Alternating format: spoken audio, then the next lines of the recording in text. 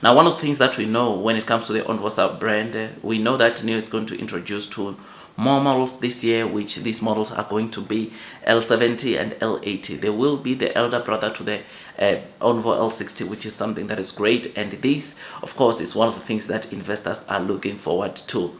I mean, the Onvo sub-brand, we know that price-wise, it's expected to be somewhere between 200 and 300,000 RMB. And hopefully, these two cars that NIO will be launching, or these two models that NIO will be launching this year, they get to attract as many consumers as possible. I mean, there is going to be a 7 to 8 seater. I think this is the car that, ladies and gents, by the way, we just saw sneak peeks over the weekend. I mean, as soon as the screen, you notice that this is a car which, even according to CNF Post, based on what they are picking up, it appears that it's an Onvo L80. I mean, L80 or Onvo L80 direct competitor is the Li Auto's L8 and L9, and hopefully they get to scope as many orders or deliveries from these two upcoming models. I mean, based off the comments made by the NIO CEO last week, these two models will be launched around Q3 or Q4 of this year, and these are going to unlock quite a number of sales and take Onvo to the 30,000 target, which they are intending or planning to get to before the end of this year. And hopefully these two models, like I said, be the one to take them there.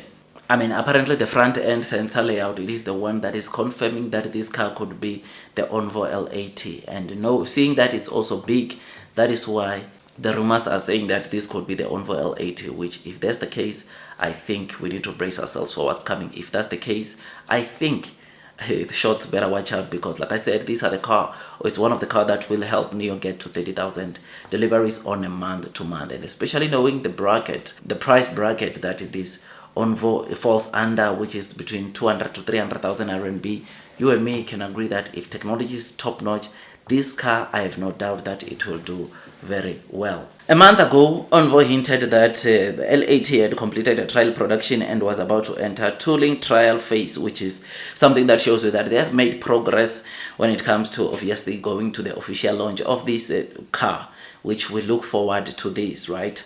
I mean, Onvo launched its first model, L60, in September the 19th, and delivery started by the 28th of September. And to date, Onvo has sold over 20,000 deliveries, which is something that obviously it's a good thing to see. And with the L80 coming very soon, it will most definitely bring the good sales for the Onvo sub-brand. One thing that we've been seeing in the streets of China, inside NIO's delivery centers, is that Onvo has been delivering quite a number of cars, and hopefully tomorrow on the insurance registrations we get to see that confirmed by the total number that Onvo will be having. I mean, the Onvo L60 sub-brand model is expected to reach 20,000 deliveries by this coming March, which we look forward to. And some of the investors, our new investors, really wants to see this takes place, because this can be the only thing, or it can be one of the things that recover the share price, stock price of NIO.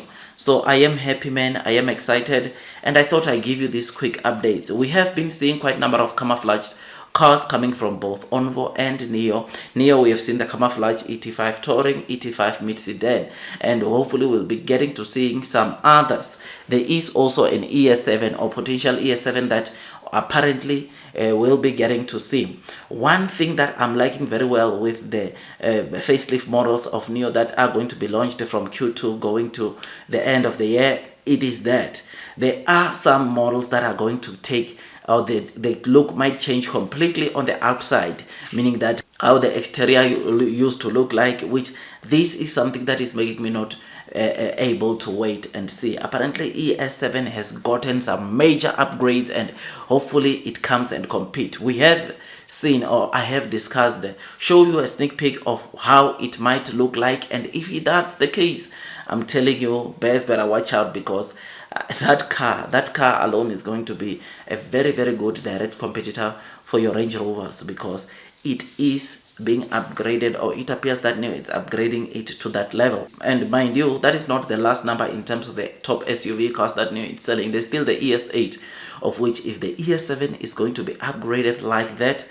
it makes me wonder how the ES8 will be like, because at the end of the day, the ES8 has to be, since it's the top tier, it has to be the one with most upgrades. It has to look more pleasing. It has to be that car that when you're talking about space, when you're talking about high-end SUV, you think about the ES8.